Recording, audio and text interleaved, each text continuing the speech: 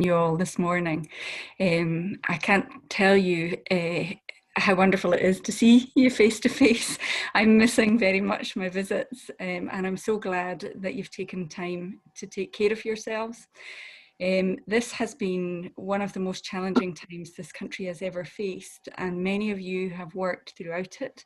You've been part of a huge national effort to keep the country going and to ensure that the NHS professionals can work and by taking care of their children. But the job that you do, even when you've been furloughed, it's been tough. You know, it's been a scary time for everyone, worrying about our income, worrying about our families, worrying about our jobs, and being disconnected from the families that you care for is just as tough as being there day in, day out. So whatever your situation has been throughout, I'm sure there have been tough times, and I'm really, really glad that you're taking some time to take care of your well-being.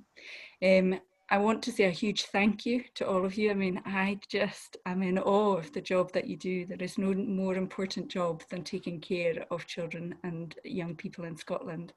So I want to thank you for choosing that job, and thank you for all of the work that you do. And I want to wish you well going forward. This is quite an anxious moment in time. I'm certainly feeling it myself as my family start to move around more and interact more. And everybody we meet is also moving around and interacting more. It's all a little scarier than when we were mainly at home and safe. So I think it's really, really important that we take care of our well-being. I had a wee chat with Jan beforehand, and I was saying I've been out, many of you'll know I'm a big Daily Mile fan, so I've been doing a bit longer run. And the thing I love about my Daily Mile is not really the exercise, it is about the connection with nature.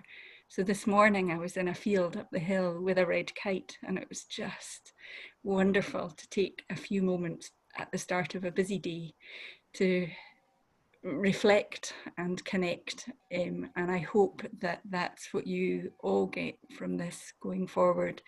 Find the things that help you to cope with all of the stress that all of us are facing, and find the things that help you to stay strong, because we really need you to be strong, because the children and families that you work with really need you there in their lives now more than ever. So thank you very much for all that you do, and thank you very much for coming along and taking care of yourselves.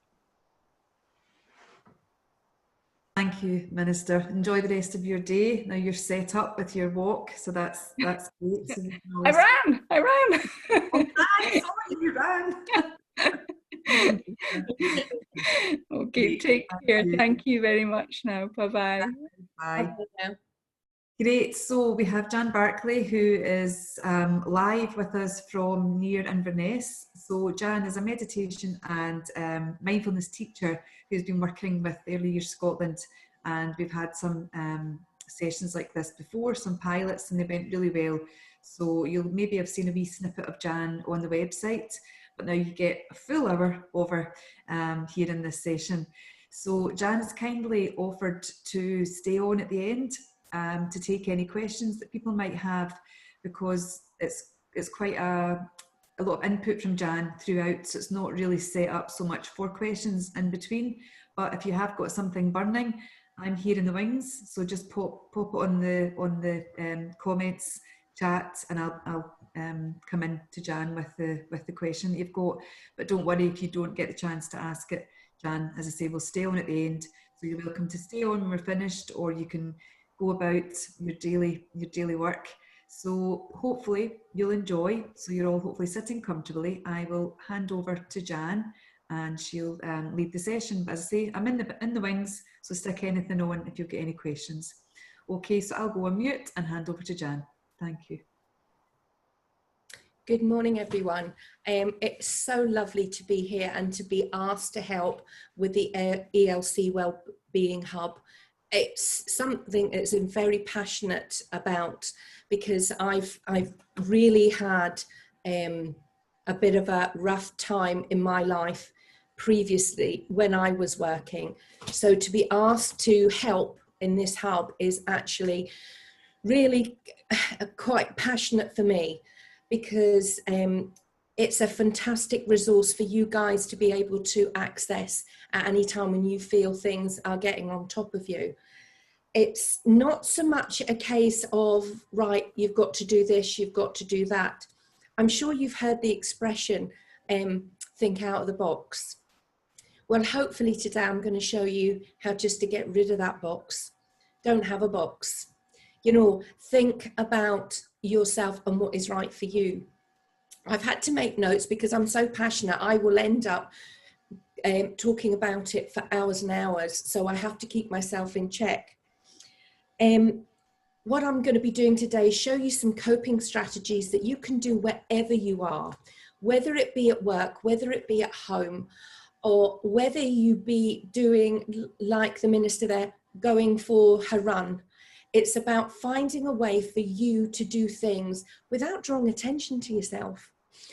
As I said, when I first went and learnt meditation, everybody thought, she's a bit fruitcake, because this is going back 20 odd years, 23 years ago. And of course, people would think I'm going,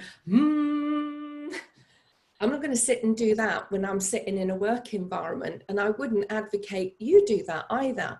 What I've learned over those 23 years is to find ways to do things in a way that doesn't draw attention to myself. And there's different mindfulness practices that you can do. There's a plethora of books that you can access. And, you know, I'm talking to the converted because I know you're all practitioners. I know you're all working with the children, but this is for you.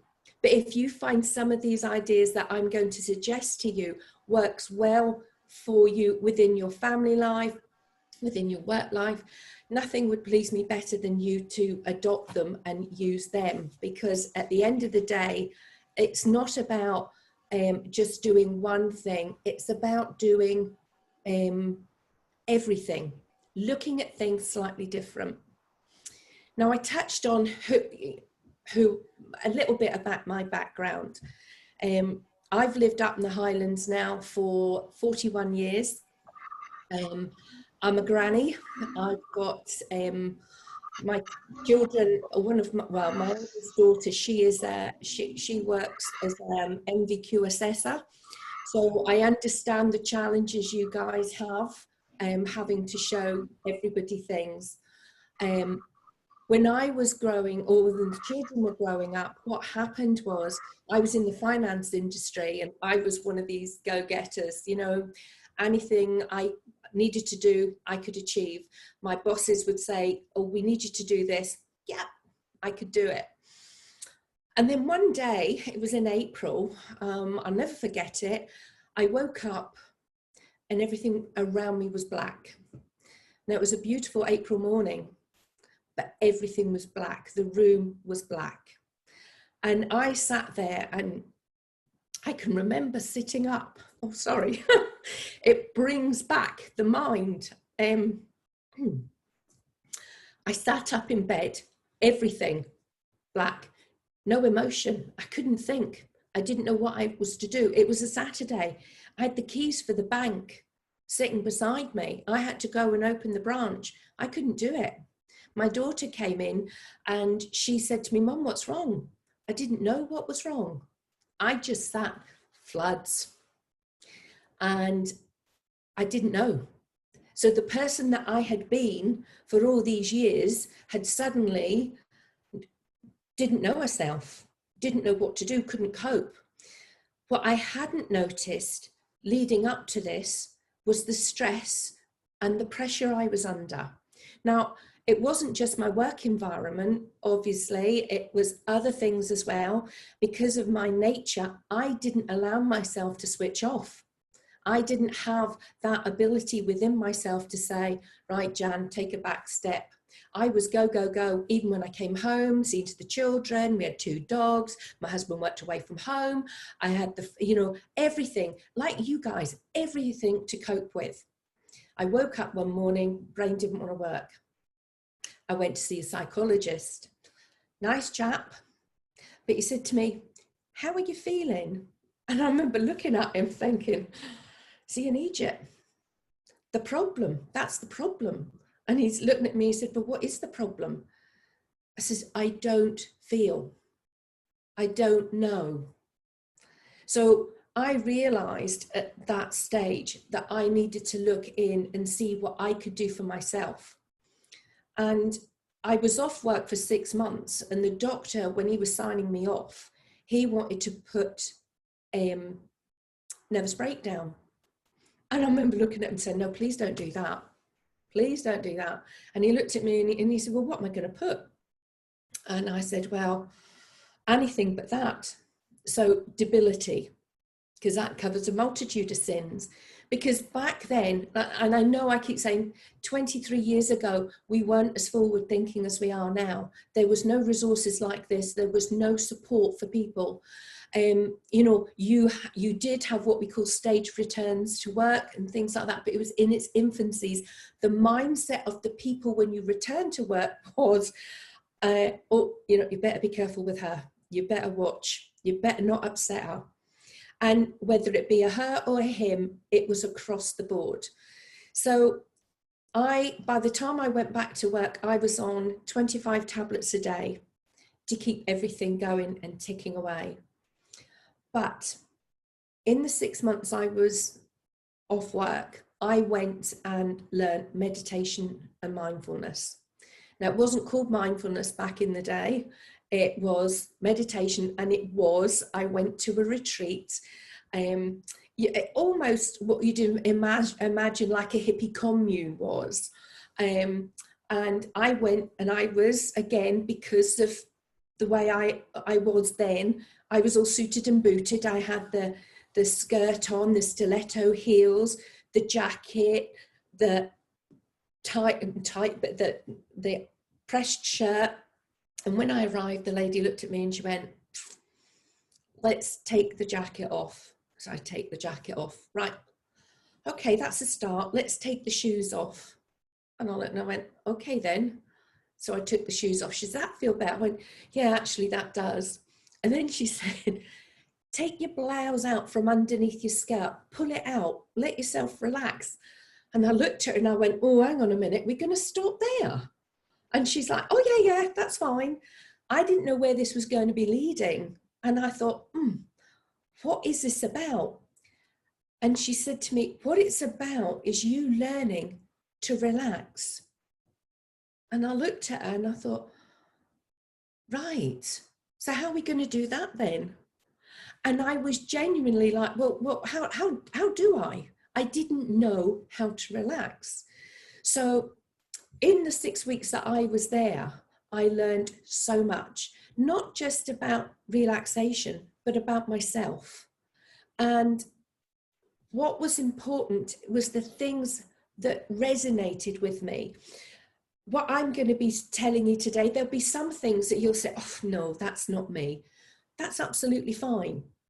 There is something in mindfulness for you, but it could be completely different to what your best mate likes or to what your partner likes. But it's about finding what's right for you. Don't follow the crowd and say, well, because so-and-so's tried this or everybody's doing this, I must do it. I've seen so many workshops that I've been on that people are forcing them to do things. And you know what? They're not enjoying it because it doesn't resonate with them. It doesn't push their buttons. It doesn't make them feel relaxed or good about themselves. So what's important to do is to think about what you actually would like. And I bet there's so many of you would say now, well, yeah, just 5 minutes to myself would be great. And I can so relate to that. What we are doing here today is showing you different things that you can do. And I'll be explaining to you how the things you're doing every day can be turned into a mindfulness behavior. And as I say, there are some what I would call stereotypical mindfulness behaviors, but there are some that are, you wouldn't stop to think it's being mindful. but it is. So it's not about having to go out and get piles of resources.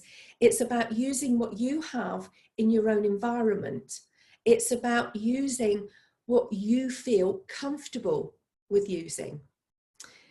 For example, Michelle said to you earlier on, go get a cup of coffee.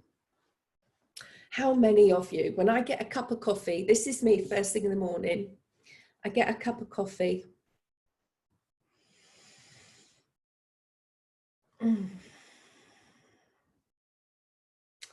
I just breathe in that scent of the coffee. Now, this is empty. I drank it earlier, but holding it, drawing it in.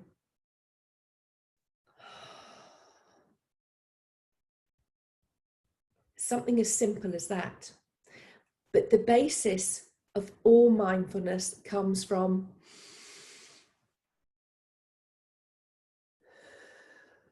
your breath. It doesn't matter what activity you do, it is your breath that is the most important thing. Whether it be in meditation, in mindfulness, when you're doing yoga, anything that you're trying to bring yourself to be centered, that is when we concentrate on the breath. It's really very, very simple. And I teach all ages this. And the reason I do this is because if you get the breath right, you will then feel the endorphins, the good endorphins that's been released through your body. To show people how to do it correctly, and even though I know you guys will be practicing this or showing this to the children, for yourself, it's equally important to do it with them. Because I know I've walked into sessions when I'm working with the wee ones of all different age groups and teenagers, and they sit there and we go, right, okay, we're going to do the breath. So I will talk them through it and I'm watching them. And then I'm thinking, nah, I need to do this too. I need this moment. It calms the nerves, it calms your presence, and it gets you focused again. So I literally just put a hand on my tummy, breathe in gently through my nose,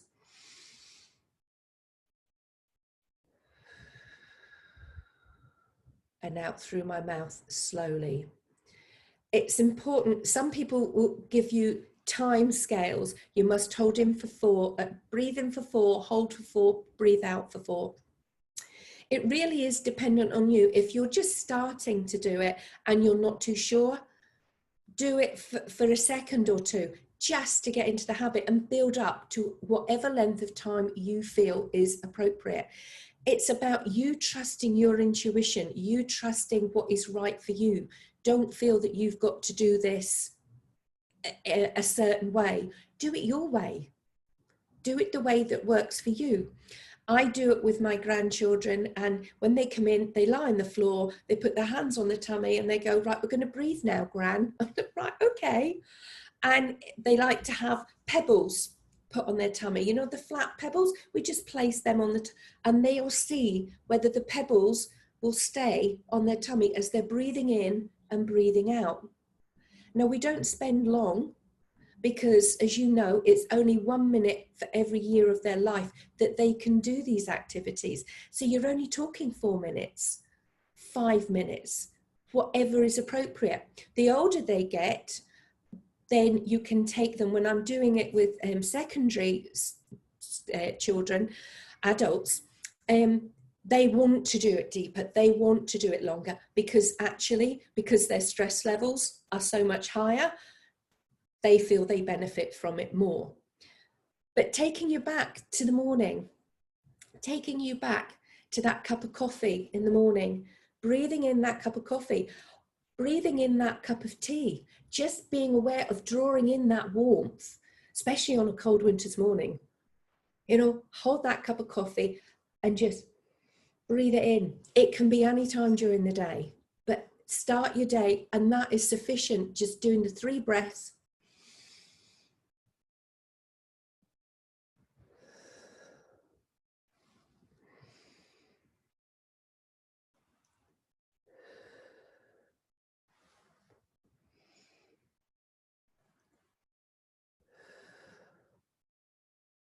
job done, ready for today. Then the coffee will have cooled down a little bit, drink it, and then I'm ready to rock and roll. If coffee's not your thing, doing that's not your thing. What you eat. Being aware of having that couple of minutes in the morning where you can sit, whether you're having your cereal, taking that cereal, putting it into your mouth, and being aware of the different textures, being aware of how it feels in your mouth. What does that raisin feel like? What does that muesli feel like? Allowing yourself just that moment to focus and actually visualize in your mind's eye that is in your mouth, and then visualize it as it's going down your throat, and understanding that what you're doing is nourishing your body. You're not just nourishing your body, you're nourishing your mind as well. Also with water, I know everybody is supposed to drink 3 litres of water a day, and it's really important, and it is for mental health as well as physical health. The water, how many times you just take a glug of water and you go, oh, that's it, yeah, hang on, and just insignificantly slug it down. What I'm asking you to do is maybe try, when you take some of that water, visualize that water and just visualize it going down your throat and into your body. And be aware of your breath as you do it. Just slow yourself down, allow yourself to take that 2-3 minutes. Allow yourself to feel it and then repeat it. Take another drink of the water.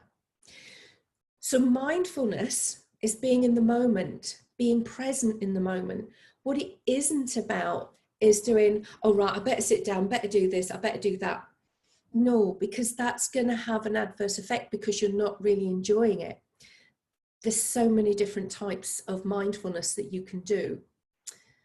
There's the audios, the audio books that you can have. There's so many on YouTube where you can listen to someone doing a mindfulness talk. Affirmations. I am happy. I am content. And you just repeat the affirmations. You can create your own affirmations with regard to what you're doing. So if you have got a challenge in front of you, you write down 3 things that you know that you're good at. It doesn't have to be half a dozen, just 3 things, and repeat them to yourself every morning. But give yourself time to absorb that. Give yourself time to understand what you're saying to yourself, because your subconscious brain will absorb it. I don't know how many of you understand is what we are, what we say. And it is so true. We are what we say. If we turn around and say, oh, that's half empty. Or we can turn around and say, oh, this is half full. It's perspective on how you look at things. It's about what you can do and how you can focus your mindset to what you're doing. How many of you do colouring in? That's a brilliant mindful activity. It is, but that's only if you do it in a mindful way. If you're colouring in with your writing hand, what do we tend to do? We get some colouring in and we're busy. Yeah, oh yeah, I'm going around the lines. Yep. That's not mindfulness. To do it mindfully, swap hands. Challenge, you're using the opposite side of your brain and then try and colour in. And you'll find that your brain can only concentrate on what you're doing. It can't have the thought process of what you're also got to do later on in the day.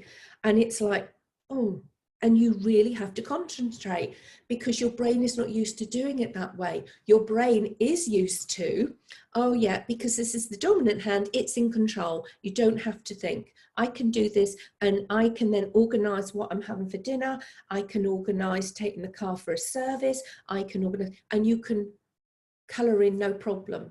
You will have a beautiful picture at the end of it, but you've not allowed your brain to appreciate the journey of mindfulness, because you need to concentrate, being in that moment, focusing on that one thing in that moment, taking your time. And trust me, it takes a good bit of time to be able to colour in, unless of course you can use both hands. That is absolutely brilliant. There's also painting. A lot of people do a lot of artwork. And I have a very good friend who is an artist, and she tells me that she would sit down at her easel, and before she would gaily do all her colour, do her painting and slap on here and slap on there. But since learning how to breathe, what she does now is sit down in front of her easel, take her breath in and out. Always 3 times, because as you know, releases the good endorphins into her brain. And then what she does is, when she's taking a colour, she's looking at the colour to see where it should go to add to the picture that she's painting, to add, to see the flow of the paint on the canvas, to see the different way that it blends with the other colours.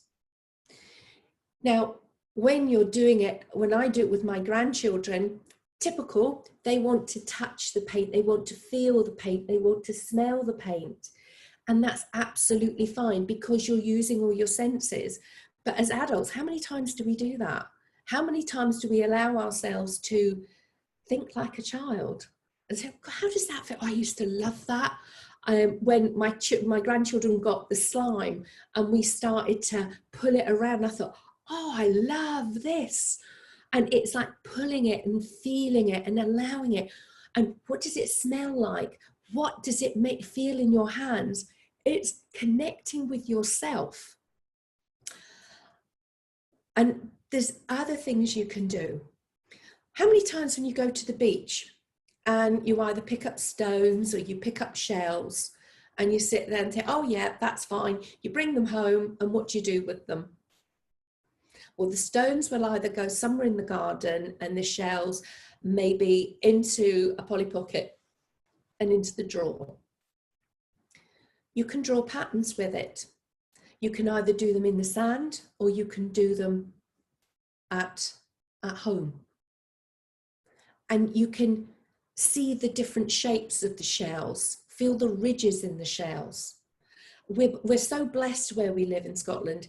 You know, you can get out and about and see all the different things. You can walk in the woods, feel and pick up all the twigs and the leaves. It's understanding the things that are around us. Can connect with your senses. For me, on my journey getting back to where I needed to be, for me, it was music. Now, it wasn't playing songs, it wasn't singing songs, because trust me, in my journey, I didn't want to sing, I didn't want to speak to anybody, didn't want to be with anybody, I needed to be on my own. But hearing just music, I listened to Vivaldi's Four Seasons, and I could just sit and listen to that. Had no words, had no music, had no repetitive music. It would just be the different seasons, and it was just wonderful. And I could sit, and that helped me on my road to recovery. Now, the other things that you can do is what we call mantras. The mantra, like I was saying,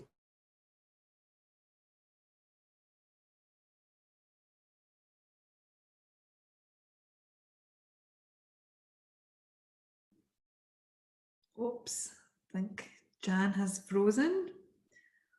Hopefully she'll be back just shortly. Technology's good when it works, isn't it? I could start singing or something. Maybe I could try and do a Vivaldi's Four Seasons for us. I wouldn't put you through the pain of that. It would probably absolutely wipe out the goodness of being calm by Jan. Hopefully she'll come back soon. while we're waiting for Jan then, just if you pop on any comments, does anybody say, would anyone say that they practice mindfulness? Oh, I'll be back. No. I think she's logged off and is trying to log back in. Okay, thanks, Suzanne. Okay, so type on the comments box for me. If you do something that you would say is mindfulness, could you stick it on the comments?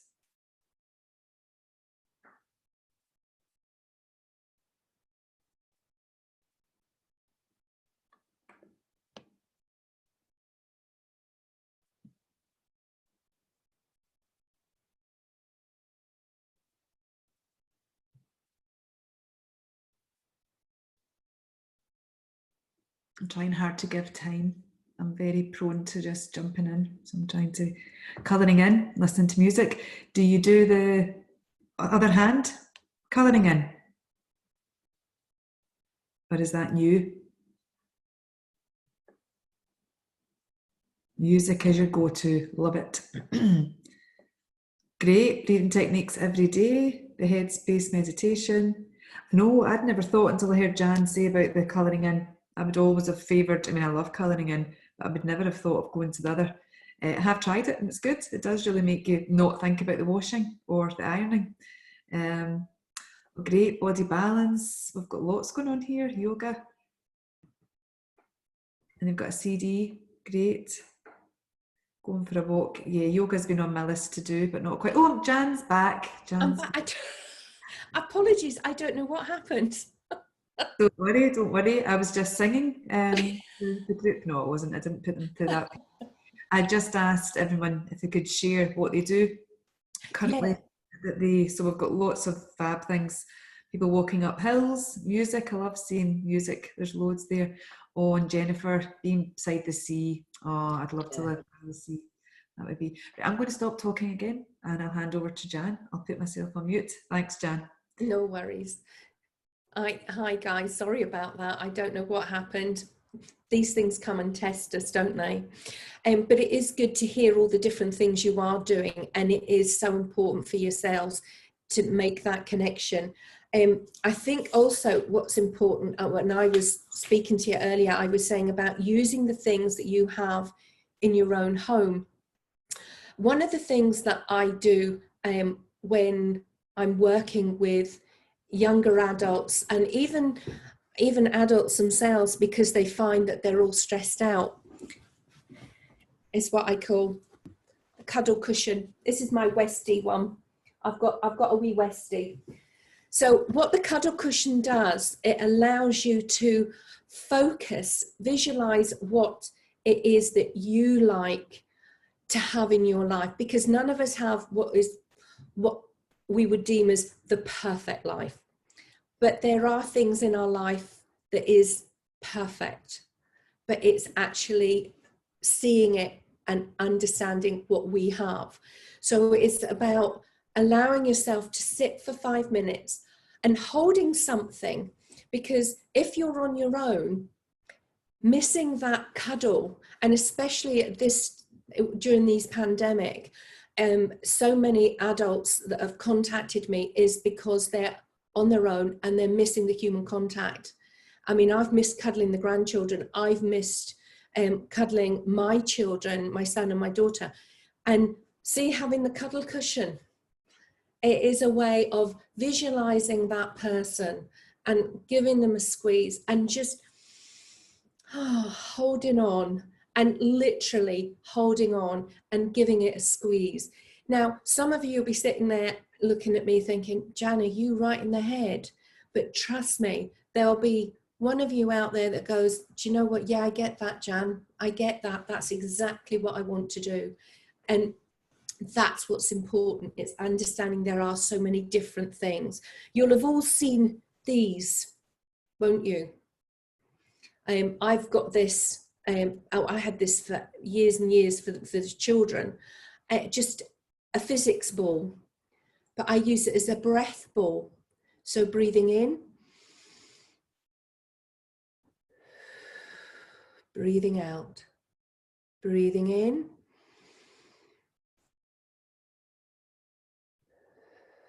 breathing out. It's always a good tool for you to calm not just yourself down, but anybody. One of my students is very highly strung, so I give her one of these.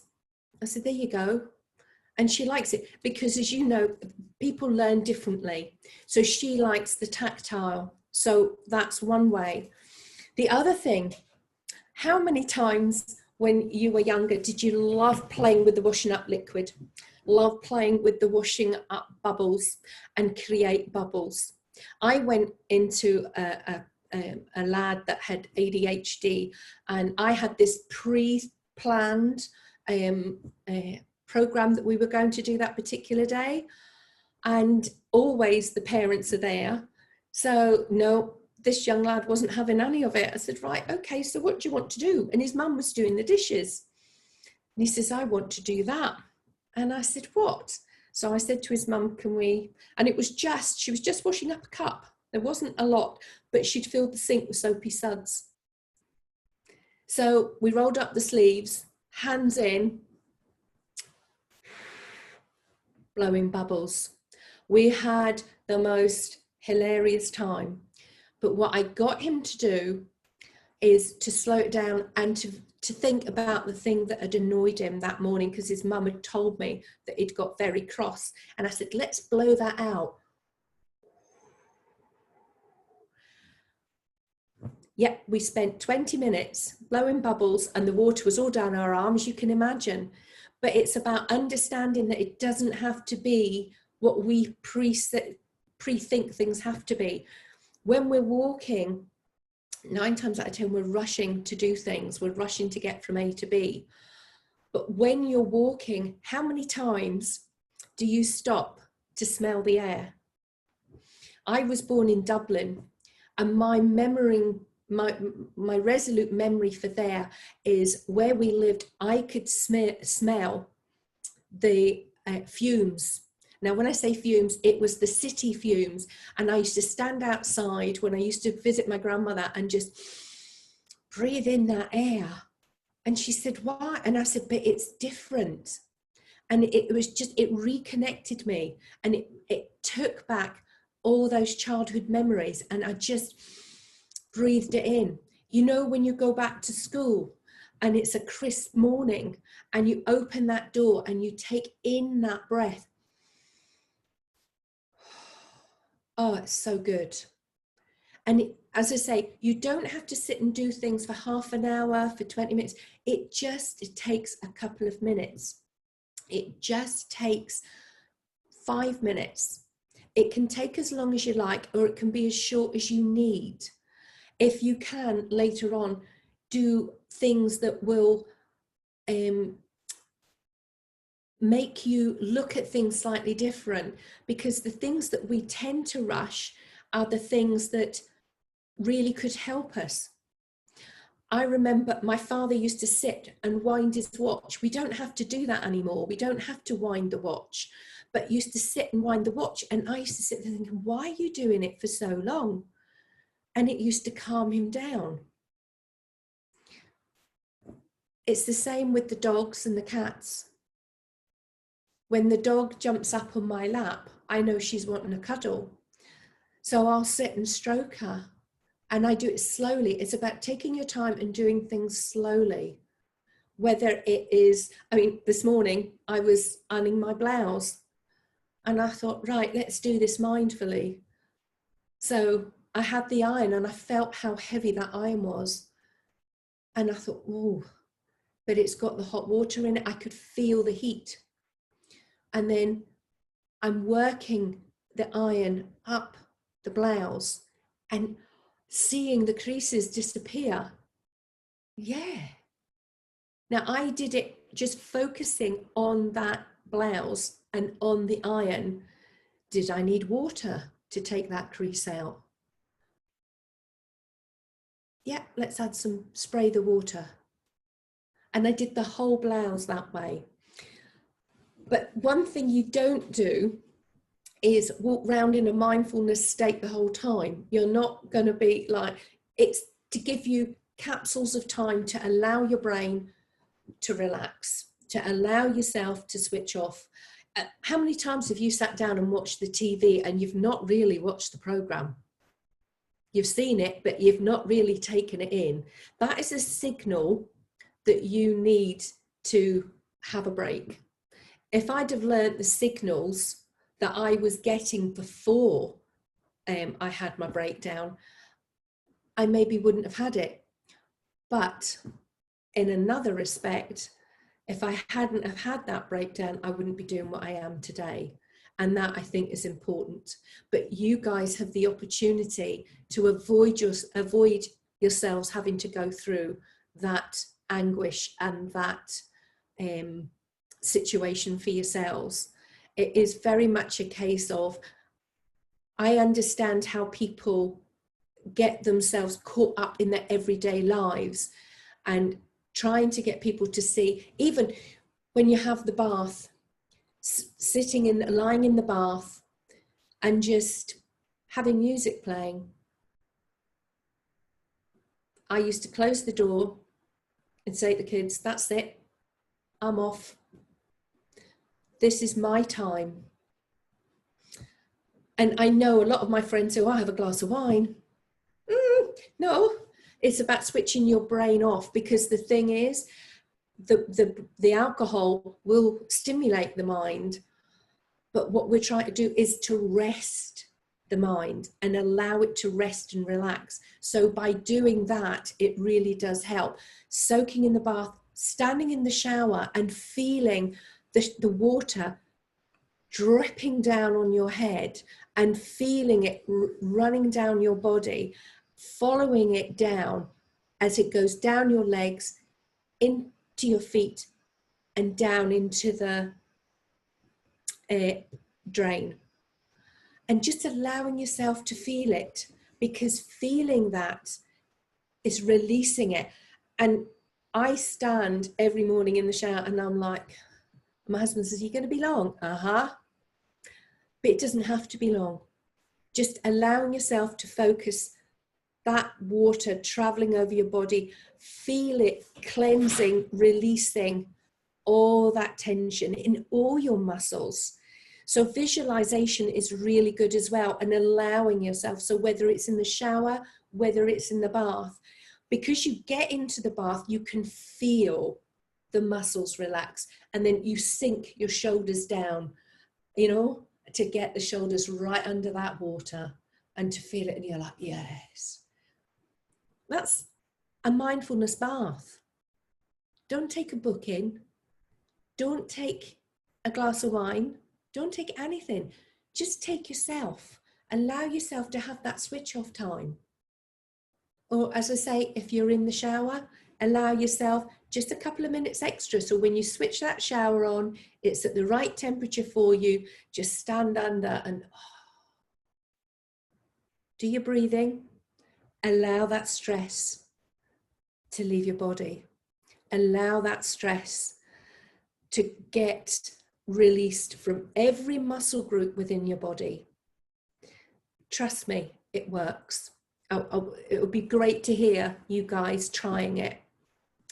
What I would also say is, you know, I've talked about dogs, cats, the purring of a cat, nothing like it.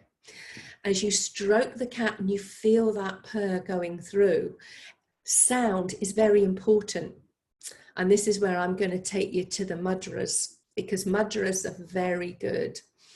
Mudras are where we make a noise within our body and allow this to come up. Now, when I do this with children, they love it and they yell at me. And I do nursery children from the ages of 4 and then go up to adults. So all ages love it. But the ones that really let go are the wee ones, because they don't have any inhibitions. We've learned inhibitions. So a mudra.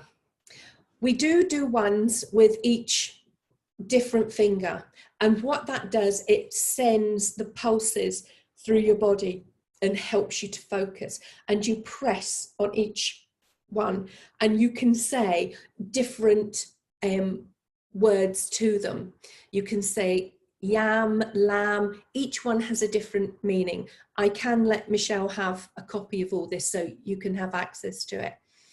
But again, you just breathe in. Now, bear with me because I've been doing this for years. So if I blast you out, I do apologize, but it's really good. Ready? So what I do is,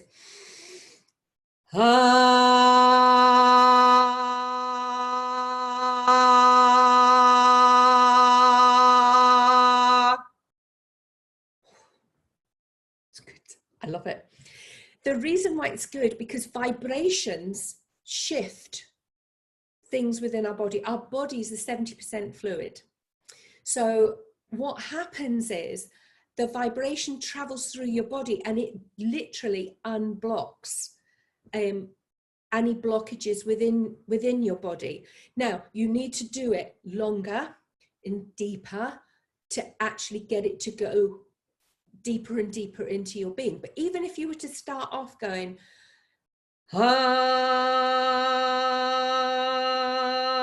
that's only light. If I was doing it with a group that's been doing it for a while, and you do it collectively as a group, whoa, sound is imperative. Sound is one of the things that shifts your mental being, and it's a physical release within you as well. So I'd love you to try that, because mudras are really, really good. That, as I say, it's not things that you can do in work, I acknowledge, but you can do that in your own home. You can do it in a place where you feel comfortable. Some people like to sit cross-legged, some people like to sit up, some people like to do it standing up. It's whatever is right for you. Don't be constricted by people saying, oh, but you must do this. No, it's how it feels for you. We're getting rid of the box. We're thinking out of the box. And the other things that you can do is meditation. Now, I teach meditation all the time. And when I teach in the local village hall here, I have nice comfy mats that people lie down on. We have a pillow, they bring blankets. Some people turn up in their onesies. It's great. But you don't have to do that. You can do it in your own home. You can do this at work. Okay? So I'll talk you through it and see if you want to try it, okay, as we're doing this together. So I just want you just to sit comfortably with your feet on the floor. Just let your shoulders drop, okay? And we're going to start with the breath. In through the nose, hold your breath. Out through your mouth. In through your nose. And out through your mouth. Gently in through your nose. And slowly out through your mouth. Now there you can feel the soft, gentle relaxation starting to flow within your body. I want you now to visualize the things that make you happy. Pick one thing that makes you happy, whether it be a person or a place. Visualize that thing. I want you just to carry on with your breath, breathing in, breathing out. Visualize your breath. Visualize that thing that makes you happy. Allow that happiness feeling to travel in through your being. Allow it to travel down your neck, across your shoulders, down your arms to your elbows. Breathing slowly and calmly. Your breath traveling all the way down to your wrists and into your hands. Allow your breath to continue its journey down your back, Thinking of the things that make you happy. Feel that relaxation as it travels down your spine, traveling round and through each vertebrae of your back. Allow yourself to let these muscles relax. Allow these muscles to be free of any tension. Breathing in that relaxation, breathing out all that tension. Feeling that tension leaving your body.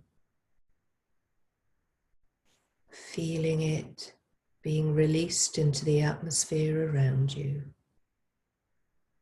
Focusing your mind on that thing that makes you happy. Visualize it in your mind as you allow your breath to travel all the way down to the base of your spine, across your hips, down through your thighs, breathing slowly, relaxed. Allow your breath to travel down your shins and into your calf muscles, around your ankles, and into your feet. Feel that relaxation that flows with your own breath. Allow yourself to feel that calmness within you. Breathing in through your nose and gently out through your mouth. That relaxation traveling from the top of your head to the tips of your toes.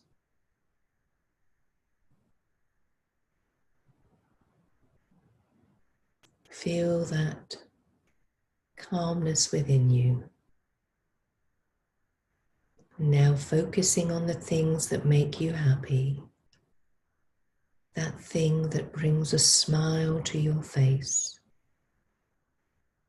That brings you joy. That brings you happiness.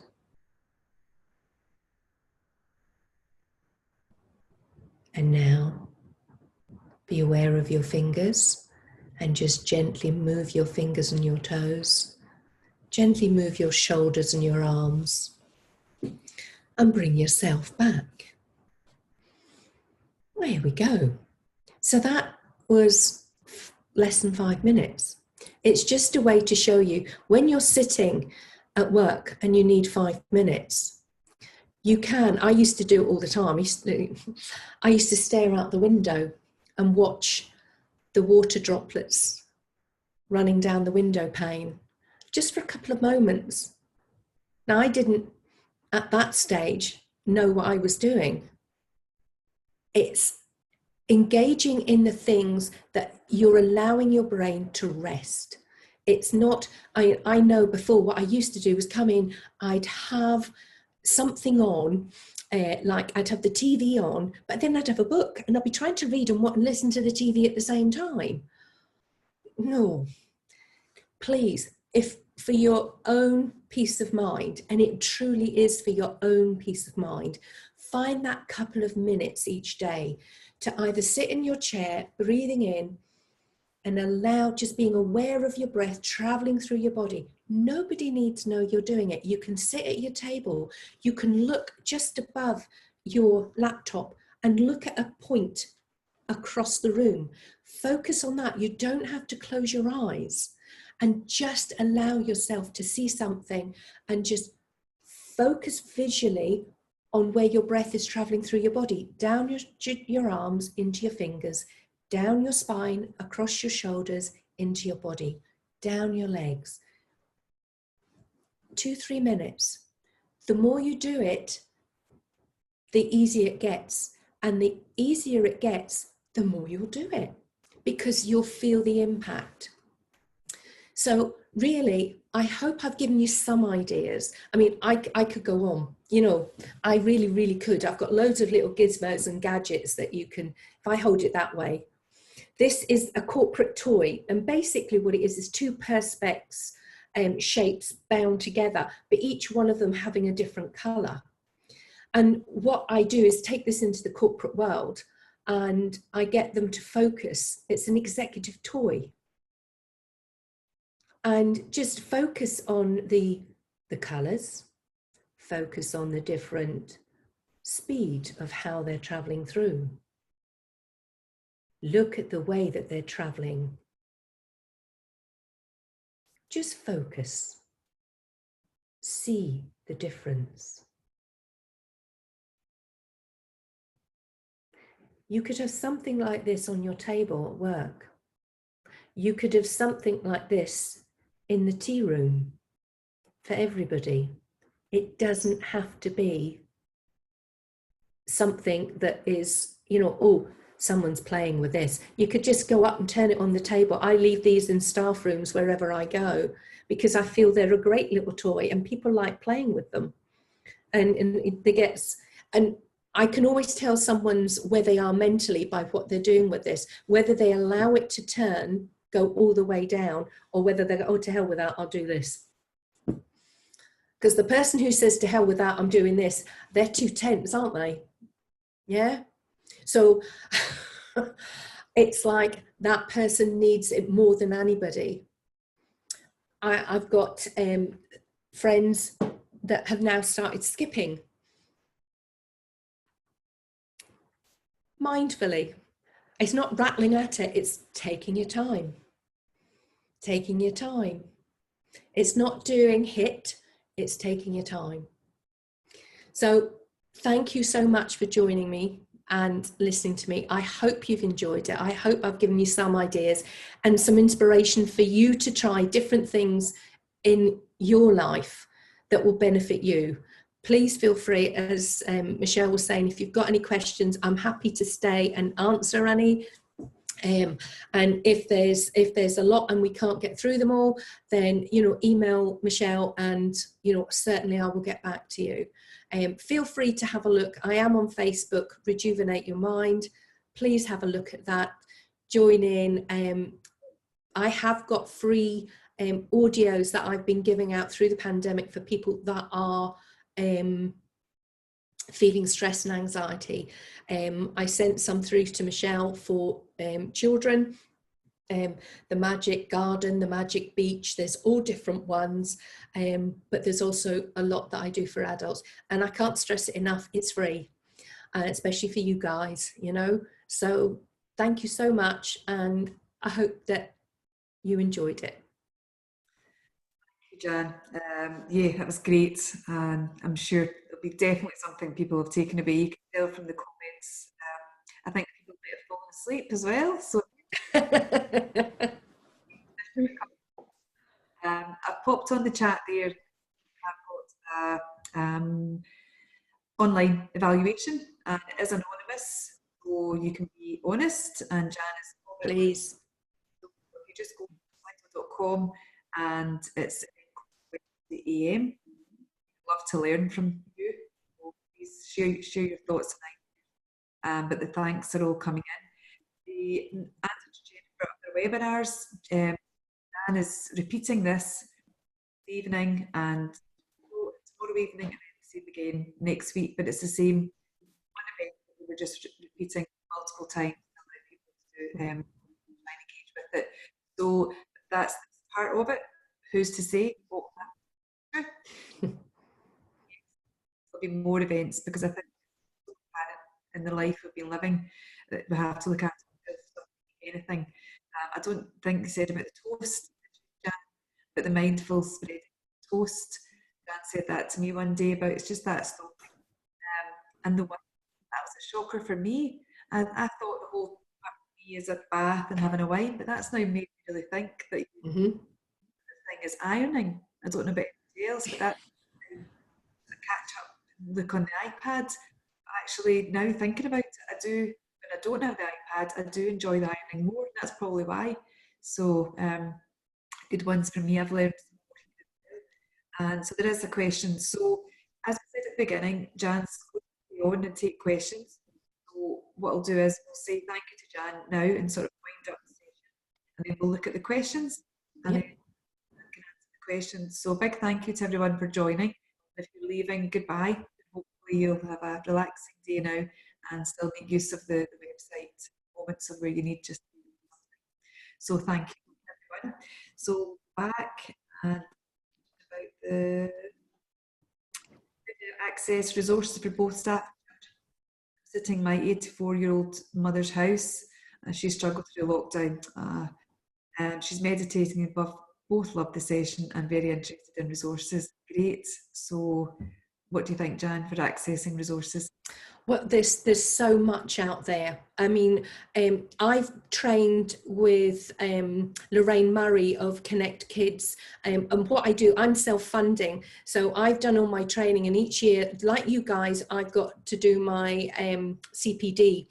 And what I do is I go on these other courses and learn from them as well. But there's a number of things. This is the one that I use. Now, it's for all practitioners. It's about, it says mindfulness for teachers, but it's mindfulness for everybody.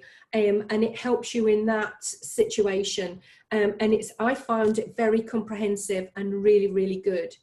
The other ones as well is Connect Kids and Calm Kids with Lorraine Murray. Really, really brilliant. I didn't go on to be what they call a peace pioneer because I already had my business. I was just doing, it sounds awful and I don't mean it like this, I was doing it for part of my CPD, and Lorraine knew this. So she knew I wasn't going to become one of her employees, if you like, which is what you basically do. You can become a Connect Kids one. So, but I do recommend her stuff. This one is really good because this is about looking after your mental health and am I good enough? It's about self-doubt, and it's about your physical health and about how you're feeling, addressing your feelings.